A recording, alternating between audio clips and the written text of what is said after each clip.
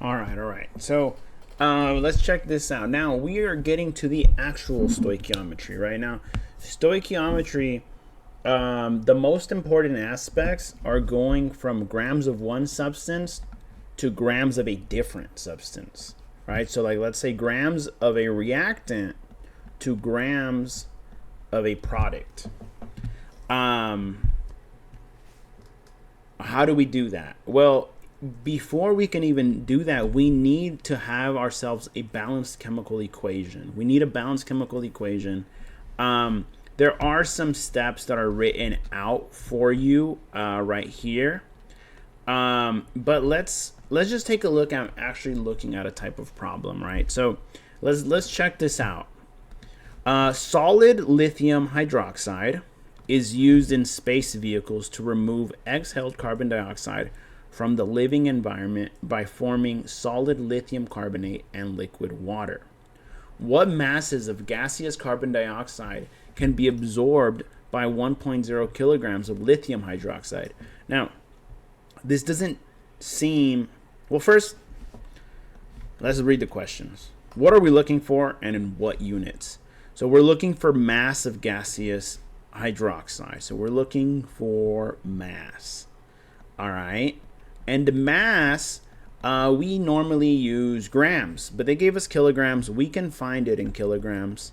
I'm going to find it in grams because the molar mass is just easier. It's just easier. All right. So we're going to find it in grams as long as it's a mass. Okay. So what do we know? We know we have 1.000 kilograms of lithium hydroxide, LiOH. So lithium hydroxide is used, so LiOH is used to remove exhaled CO2. So it's reacting with CO2 that's exhaled, comes off as a gas. So we're going to put a gas here. And they told us lithium hydroxide is a solid, so we'll put a solid right here. All right. And then it forms solid lithium carbonate. So Li2CO3. How did I get that 2? CO3 has a charge of -2, and lithium has a charge of +1. Crisscross applesauce the charges, and then you get yourself Li2CO3. So basically, imagine this 2 coming down here. Imagine this 1 coming down here. You get rid of the positive, you get rid of the negative. Boom, that's your crisscross applesauce method, all right? Now, let's check out what's the other product, and liquid water. But this said it was solid. And then we made H2O liquid. Okay. So now we have a chemical equation, not a balanced chemical equation, because I can tell that I have 2 lithiums on the right and only 1 on the left. So if I put a 2 right here, well, now I have 2 lithiums, 2 lithiums. I have 1 carbon, 1 carbon. I have 2 hydrogens. I have 2 hydrogens. And then let's count the O's. I have 2 plus 4 plus 2 plus 2. I have 2 here, 2 O's, and 2 O's right there. So a total of 4 O's, a total of 4 O's on the right side. So it is balanced. And since it's balanced, I'm going to copy and paste this and bring it over to the work area. Oh, I done goofed. I done goofed here. Whatever. Here's what we'll do. Whatever, we'll just take this with us. Hello. Add to new. Oh, wait. Hello. Wrong one. Mr. Sanchez, you know what you're doing. Shut up. All right. And then I always like having my question. All right. So far, we have our balanced chemical equation. Very, very important. And what we're looking for is the amount of CO2 that can be absorbed. Now, one thing you're going to need is the ratio between the two things you're looking for, or the thing that you're starting with and what you're looking for.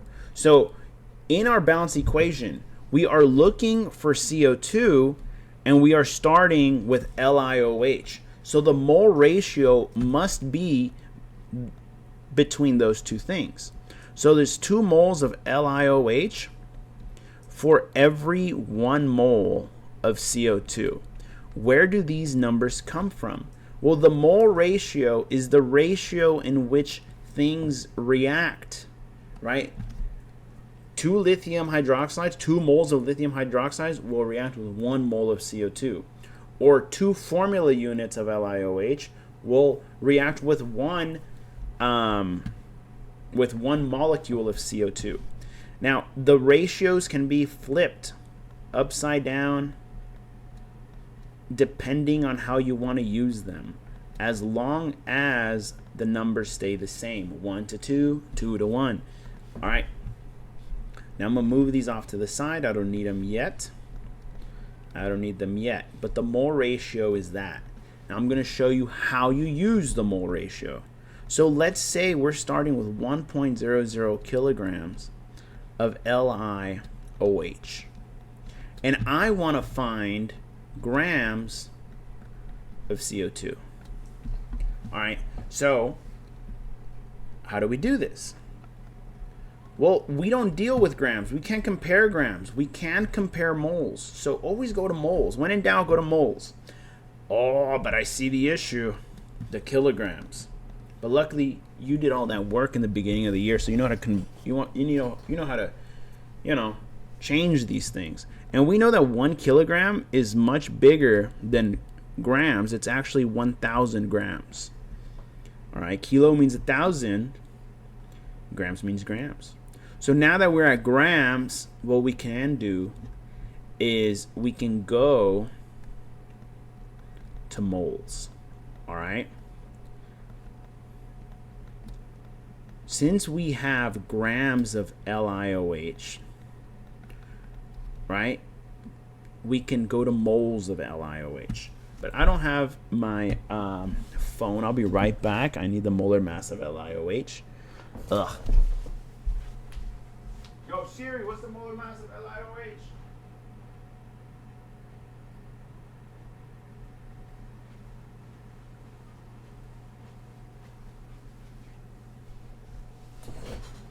Sorry, let me ask Google.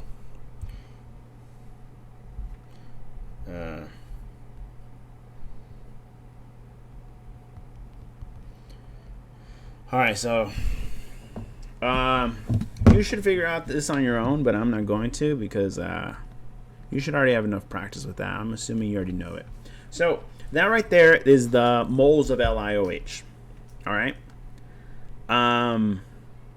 But we don't want LiOH. We want CO2. But right here is where the mole ratio comes into play. Because we don't want LiOH, we want CO2. What we can do is, well, whatever we're trying to find goes on top. And we know that there's 1 mole of CO2 for every 2 moles of LiOH.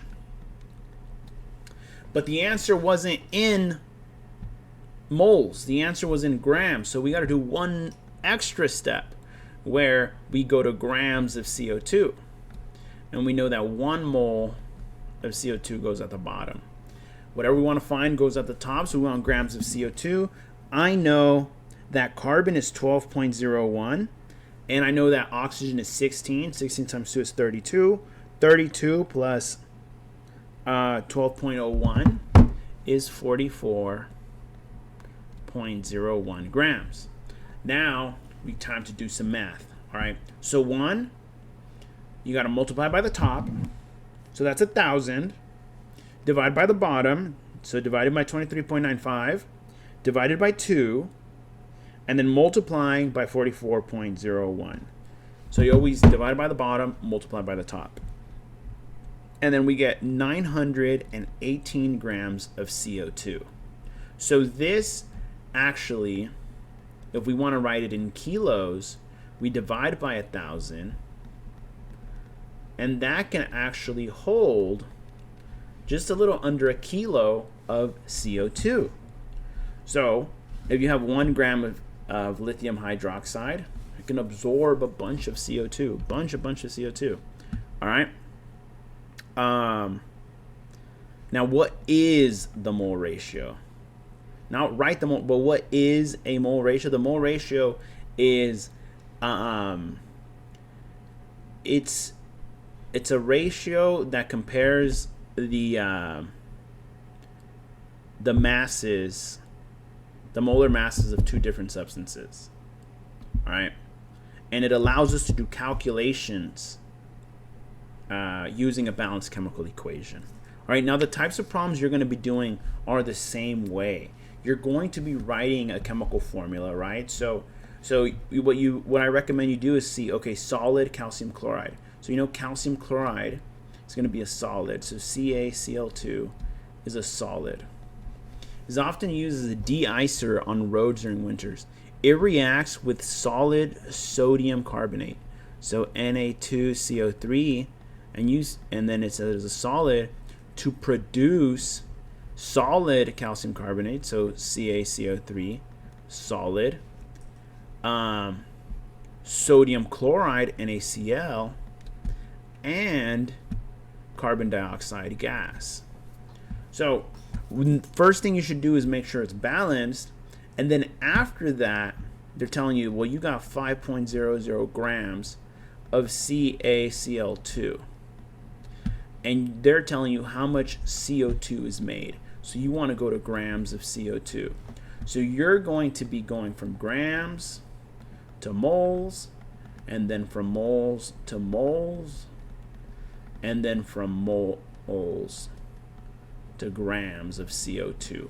All right, it always follows the same format. Look, it's going to be grams of CaCl2 at the bottom, and then moles of CaCl2 at the top, moles of CaCl2 at the bottom, and then moles of CO2 at the top. So whatever you're trying to go to goes on top.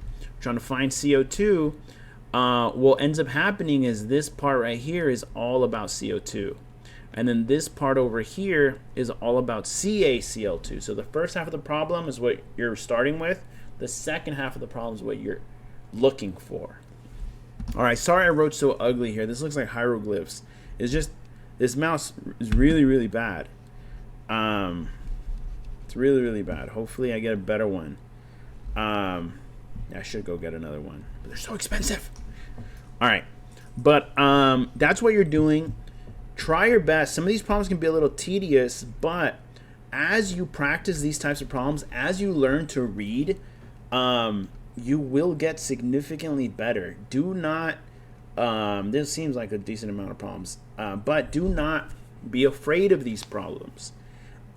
These problems will help you better at reading and writing chemical formulas. All right, peace out.